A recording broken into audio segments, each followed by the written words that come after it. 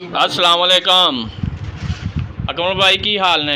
ठीक है, शुक्र अकमल भाई माशाल्लाह तुसी 2 दिन 3 दिन आए जे तुहाडे लिए कूलर पखा लाया है, मंजी डाई है, ठीक है, लेकिन जिस गल तो मैं डरदा सो ही तुसी काम फिर कीता। कोई गल नहीं, अल्लाह खैर करे। नहीं अल्लाह तो खैर करेगा, मैं असी आधार तो ही डरने आ, ठीक है, तुसी फिर आधार ही मंग लिया। कोई गल मसला नहीं यार, बहुत आया ना, बारिशां पै रही ने, हालात खराब ने तेरे सामने यार, पैसा कोल कोई नहीं, परेशान बैठे। पैसा कोई नहीं तुहाडे कोल, ते असी भी भाई पैसे दे के चीज़ां लियाउणियां हुंदियां है। नरमा सारा 25-30 किलो नरमा ही सारा पै गया भैन।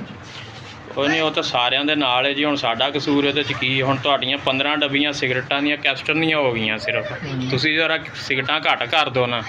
बस नहीं छड़ी जानी, की करिए जिथे जाओ तो।